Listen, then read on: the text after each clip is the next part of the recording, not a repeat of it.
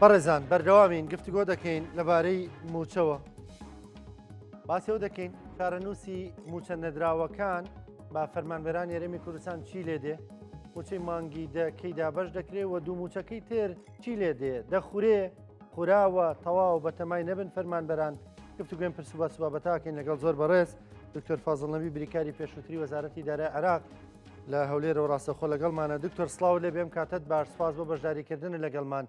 دکتۆر پێشتریش پێکۆبەرنامەمان کردەوە وتێت دوو موچە مەترسی ئەوەی لەسەرە کە نەدرێت ئێستاش لەسەر هەمان بۆچوونی دوو موچە تەواو فەوتاو نادرێ موچەی مانگی دەکەی دێ سپاس کاکە ڕانکۆ سڵاو و ڕێزم لۆ جەناب تلۆڤینەرانی خۆشەویست حقیقەتەن ئەمن ئەو کات کە گوتم دوو موچە لە منتیقەی خەتەرە ئەمن دەمزانی کە عێراق نیەتی ئەوەی هەیە کە نەیدات بەڵام دەبواە ئینجارێک بدەم لەوەی برادرانی ئێمە لە بەغدا حرەکەی لەسەر بکەن چونکە هەر حرەکەیەک باشە ممکنە سەمەرەیەکی هەبی ممکنە ئینتاجێکیان هەبی بەڵام بەداخەوە نەبوو لۆیە بە حقیقەت حکوومەتی عێراق نیەتی نییە ئەو دوو موچەیە بدات کاکە ڕانکۆ ینی بەنسبەت عێراق ئەوە قەراری نهایی خۆیانە قەرارەکەیان وەرگرتیە بەڵام بەنسبەت موچەی مانجی دە ئینشاءالله هیچ مشکلەیەکی لەسەر نییە لەگەڵ مانجی دوازدەی خۆیان کە ئینشاءالله لەو ڕۆژانەی داهاتوو ممکنە دەست بکەن بە سەرفکردنی موچەی مانجیدەی هەرێمی کوردستانی سەرفەکەن دکتۆر ئەوەی کە دەڵێ عێراق نیەتی نی ئەو دوو موچەیە بدا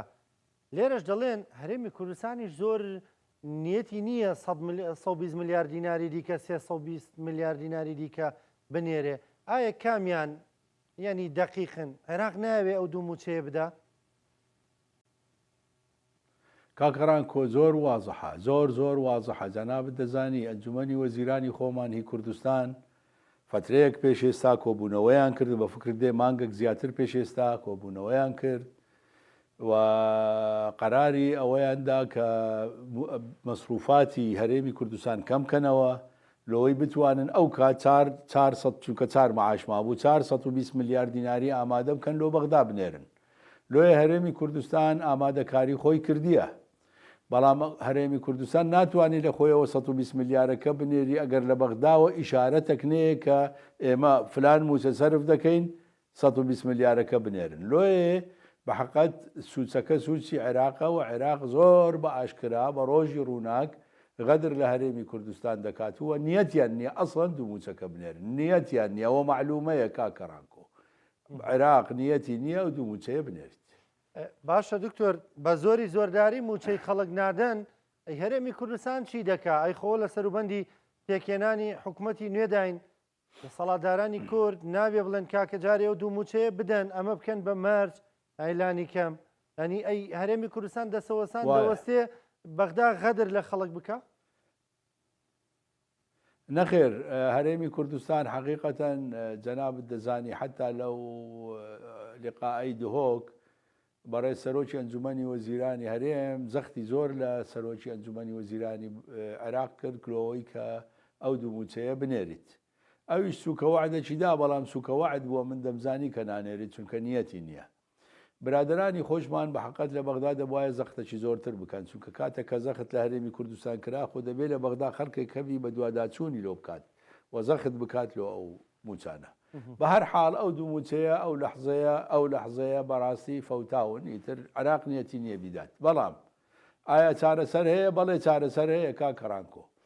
بە تەسەووری من طبعاً چارەسەرەکە ئەوەیە دەبێت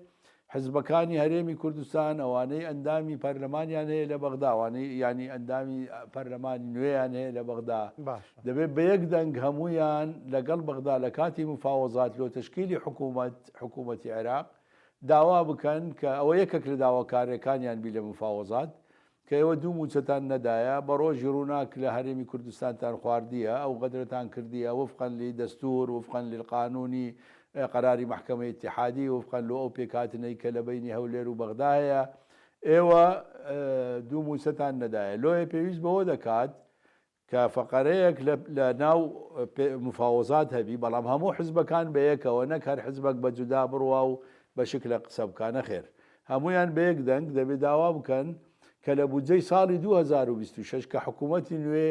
ئینشاءالله کە دامەزرا حکوومەتی نوێ بەتەکید ڕەشنووسی بودجە ئامادە دەکات و دەینێریتە پەرلەمان لۆ مسادقە کە لە بودجەی ساڵی 2026 فەقەرەیەک زیاد بکرێ بڵێن دوو موچەی معاش با بڵێن خەرچی هەرێمی کوردستان کە نەدرایە لە ساڵی 2025 پێویست بەوە دەکات کە نزیکی تریلیۆنێک و مەسەر 900 ملیار ئیزافەی حسەی هەرێمی کوردستان بکرێت لە بودجەی ساڵی 2026 لۆ دانی ئەو دوو موچەیە بە تەسەووری من ئەوە تەنها ڕێگایە کە ئێستا تەنها دەرچەیە کە بتوانین ئیشی لەسەر بکەین ڕێگەیەکی قانونی و یاسایی و دەستوری و هیچ کێشەیەکی دارایی نییە دکتۆر تۆ خۆ شارەزای لەو بوارە نەخێر چونکە مەسلەی جەنابەت دەزانی دائیمەن پارە بە قانون سەرفەکرێت پارە بەبێ قانون ناکرێت سەرف بکرێت دەبێت قانون نەکەبی سەرف بکرێت و لەبەر ئێستا تاوان بە جۆرەی قانون ئێستا ئەوان دەتوانن دەتوان شتێکی تر بکەن بەغدا بەڵام نایکات چییە لەبەر من معلوماتی تەواو لە بەغدا کە نایکات دەتوانی ڕئیسی وزەرا ئەمر بکاتەوە وەزارەتی مالیە و دوو موچەیە بدرێەوە ئەگەر ئێستا ئیمکانیەت نییە بکرێتە ئەمانات لە ساڵی 2026 بدرێت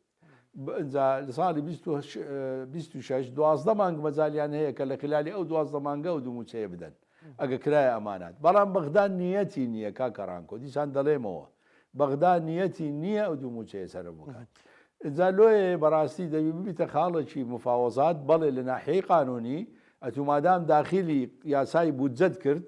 و بۆ یاسا بەڵێ هیچ کێشەیەکی نابیت و دەتوانن ئەو پارەیە سەرف بکەن لە ساڵی 2026 باشە دکتۆر ینی ئەم دوو موچەیە هەر ناشبێ بە ئەمانات ینی هەر خوراوتەوە و ینی هەر نادرێتەوە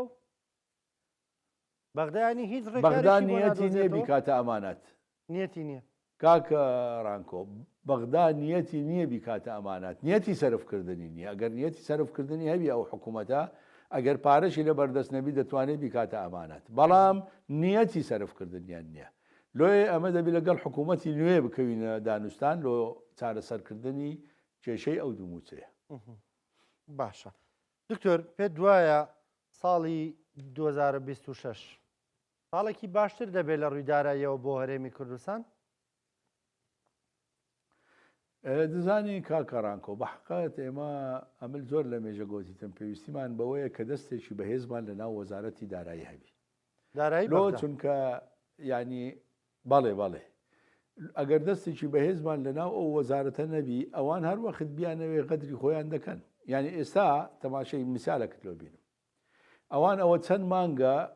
غەدرێکی یەکجار گەورە لە حکوومەتی هەرێمی کوردستان دەکەن و بە غیر قانونی لۆ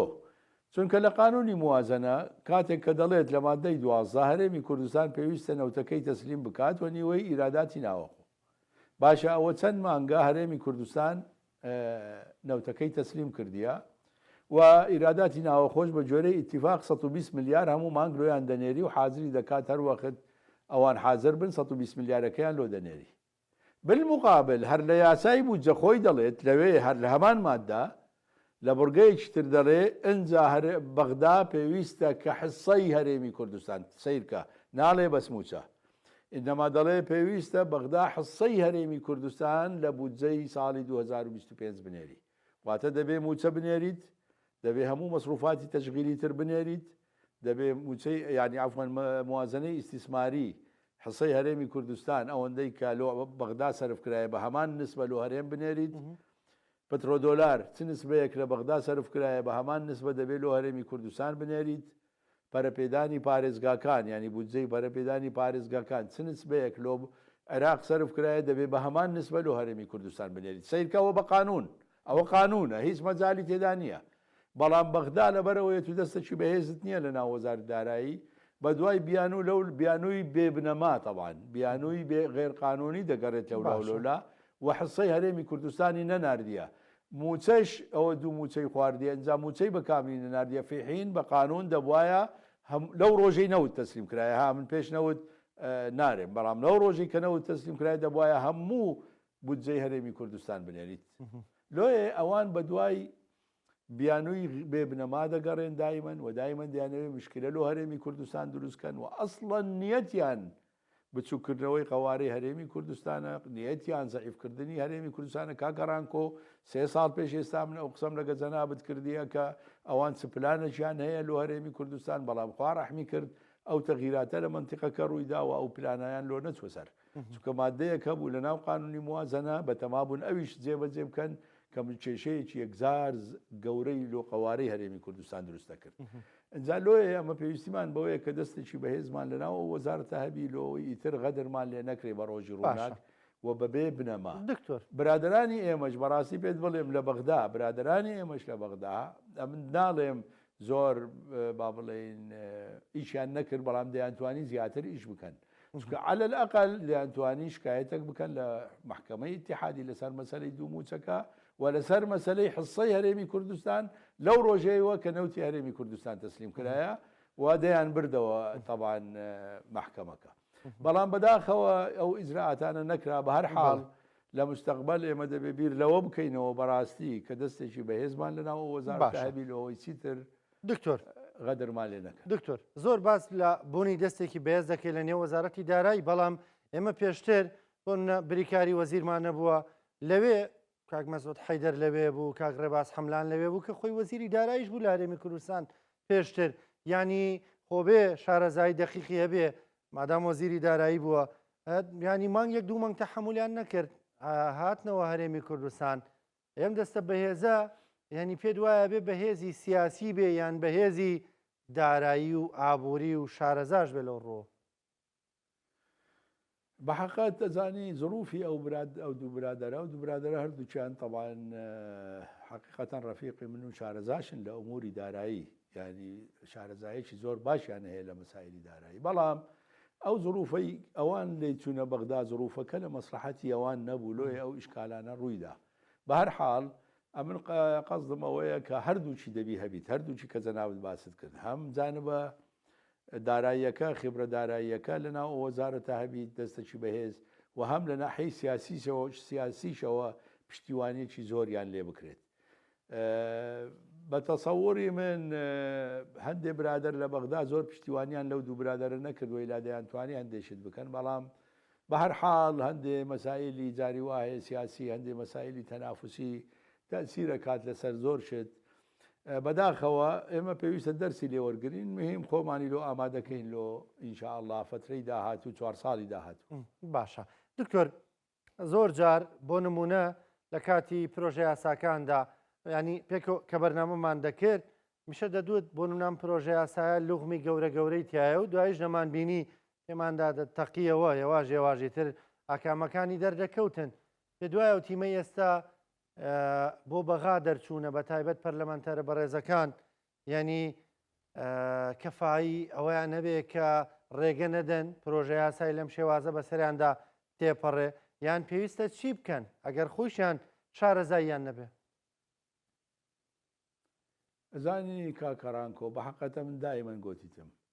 ئەمە لۆ بەغدا هەموو حزبەکان تەوان بەبێ ئیستیسنا گۆتیتم پێویست بەوە دەکا لۆ بەغدا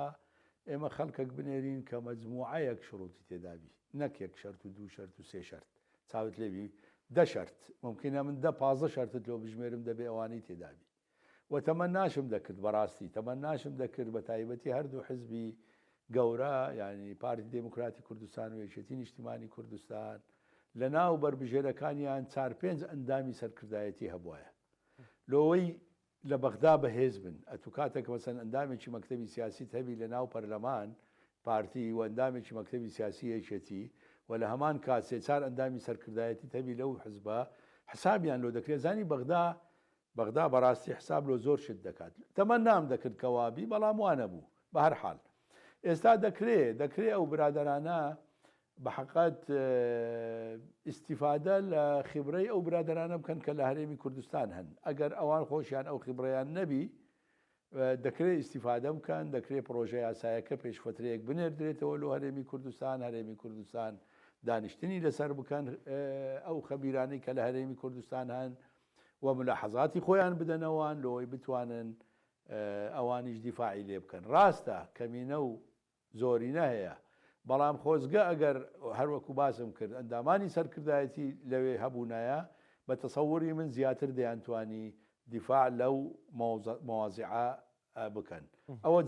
جانبی دوام دەبێ لە جانبی محاولە بکەن لە جانبی قانونی و دەستوری دیفاع لەو مەسائلانە بکەن کە لە ناو بودجە جاری وا هەیە مشکلەمان لۆ دروست دەکەن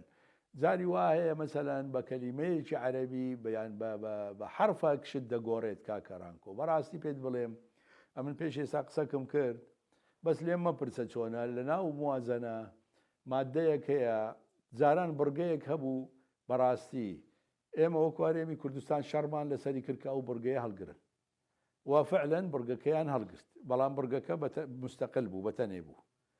کە هەڵیان گرت زۆر بە وەستایی سیر کە بەبێەوەی برادرانی ئێمە لە بەغدا منتەبه بن زۆر بە وەستایی هەمان بڕگەیان خستە ناو بڕگەیەکی تر بەڵام تێکەڵکێشیان کرد لەوەی برادرانی مە منتەبه نەبن ئەمن ئەو کات منتەبه بووم و باسم کرد و ئەو خاڵە ئەوەندە خەتەرە لەسەر هەرێمی کوردستان کە لە هەموو بۆمبەکانی کە تەقیەوە ئەگەر خوارە خواستا بتەقیایەوە تەسیری لەسەر قەواری هەرێمی کوردستانە کرد سیاسیەن اقتصادیەن و با بڵێن قەوارەی هەرێم بەڵام خوا ڕەحمی کرد ئەحداس ڕوویدا لەو منتیق ئەوان تەوان بەتەما بوون خۆشیان ئامادە کردبوو من معلوماتی تەواوم هەبوو دقیق کە بەتەمانە جێبەجێی بکەن چی بوو فترەیەک پێش ئێستایانی حەفەش مانگ ئەلا کورین گوتم لێم مەپرسە لۆی ئەوەی نەکەین بە هەر حاڵ ناخۆشە باسی بڕگەیەک بکەوەندە مەترسیدارە و نەزانین مەبەستتکان بڕگەیە دکتۆر ئەمن لەگە برادرانی سیاسی باسم کردیە پێویست ناکە لۆ عموم باسی بکەینیان لەگەر برادرانی سەرێ باسم کردی ئەو بڕگەیە کاتی خۆی ئەنجا بەڕاستی دەیانویست خۆیان ئامادە کردەوەی جێبەجێی بکەن بەڵام خوا ڕەحمی کردەوە ئەحداسانی لوبنان و سووریا ڕوویدا ئیتر پاشەکشیان کرد لە جێبەجێکردنی لۆیە ئەمن دەڵێم ئێمە دەبێت زۆر دقیق بین لە کاتی چ ڕەشنووسەکەی بودجە کە دەچیتە ئەنجومەنی وەزیران چ دواتر ئەو ڕەشنووسە کە دەچیتە پەرلەمان دەبێت زۆر دقیق بین وە خاڵ بە خاڵ حرف بە حرف بیخوێنینەوە لۆی مەشاکلمان لۆ دروست نەبیتەوە وەکو ئەو مەشاکلانەی کە لۆمان دروست بوو جەنابەت دەزانی فەرموو ئەو هەموو مشکلانەمان دروست بوو لە بودجە فحین ئێمە برادەرمان هەبوو بەسئولمان هەبووە لە بەغدا دەردەچوو لە تەلەڤیزیۆن دەیوت من هیچ مشکلەیەک لەناو بودجە نابینم زۆر ئەتیادێ باشە ئەگەر هیچ مشکلت نەدیت ئەی لۆ موچەکان بە تەواوی نەهاتن ئەی لۆ حسەی هەرێمی کوردستان نەهات لۆ ئەو غەدرە گەورە لە هەرێمی کوردستان کرا لەبەر چاوتان بە ڕۆژی ڕووناک